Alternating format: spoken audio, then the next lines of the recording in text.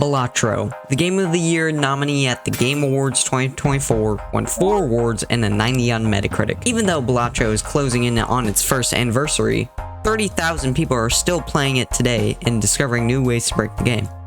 Streamers and content creators find runs and make crazy combos like Pirate Software. Yeah. Wait, what? It's so close! God damn it!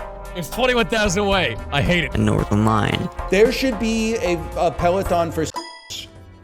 Balatro, if you didn't know, is a poker roguelike deck builder game made on Love, a 2D game engine for Lua. But what if I told you it is a poker roguelike deck builder RPG? And why so?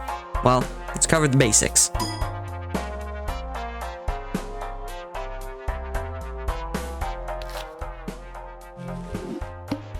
Once you start a run, you'll see a lot on the screen. So let's run down them, starting with the blue and red bars. The bars represent a basic math equation, X times Y. The chips are only upgraded in flat amounts through multiple devices.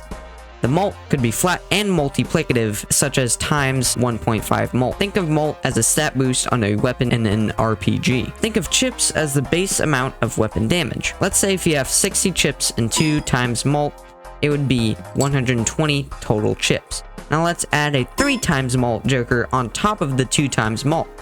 It would be 6 mult. So therefore, 60 times 6 mult would be 360 chips in total. Just like how having a better weapon in an RPG would affect damage. Now on to hands and discards. Hands are a way of gaining chips by combining cards to make one hand. Same works in poker, but Balatro has a different way of dealing with it. Some of the hands have more total value, like how 4 of a kind has more value than a full house hand. What I mean by total value is the total score of chips scored from the hand. However, the more valuable hands require more luck and resources.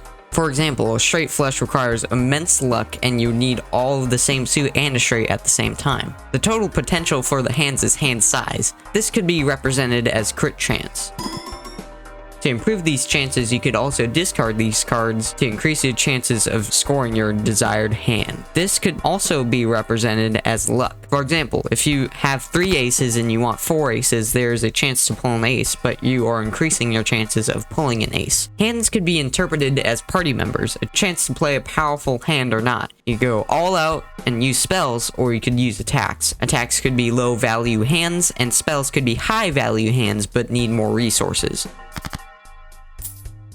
Now let's move on to blinds. Blinds are a way of progressing through each run, putting all of what we learned so far to the test. Blinds are in sets of 3, like an area in an RPG. These blinds get harder to the point where there is a boss blind. Blinds have a limit of score that you need to hit to pass the blind. This could be interpreted as HP, also known as health points. Once you beat a blind, you can cash out the reward of the blind, plus the remaining amount of hands, plus the interest of how much money you have before the blind. Interest is calculated in sets of 5. If you have $5, you would earn $1 in interest. Think of the money as skill points so you can spend freely. Although skill points are a fixed amount, money is fluid since you can spend money on various things, therefore upgrading the total value of your hands. Then once you cash out, you can move on to the shop. The shop contains a lot of things, but let's start from left to right, top to bottom. Now you might see these weird prints of cards on the top. These are called jokers. Jokers have a lot of uses and do different things. For example, the Joker credit card could make you go in $20 in debt.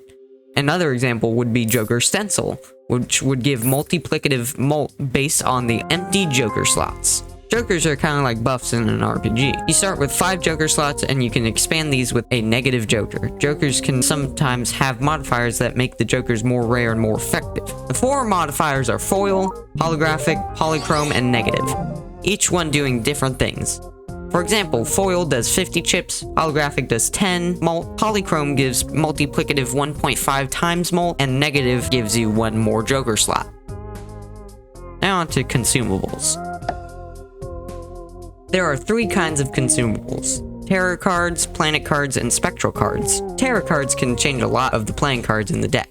They can reward you with money and change cards into different kinds of cards. There are 4 cards for changing the cards into different suits. You could increase your luck for scoring bigger hands. These could be represented as items in an RPG, such as getting more XP or increasing your damage. Planet cards increase the level of your hand, increasing the base total value of a specific hand type. Spectral cards are like tarot cards, but usually with a bane and a boon. For example, Wraith creates a rare joker but sets money to 0. But on the other hand, you have Talisman, which just adds a gold seal to the card. Speaking of seals, seals are another type of card modifier that makes a card unique. This could re-trigger the card, get gold when played, or even get a tarot card when discarded. The final item in the shop is vouchers. Vouchers are passive buffs for the whole run. These usually affect the shop. Some affect your hands and discards, giving +1 to either one. There are also upgraded vouchers, which you can tell upgrade the base version of the vouchers. Vouchers could be represented as passives for characters that you would learn.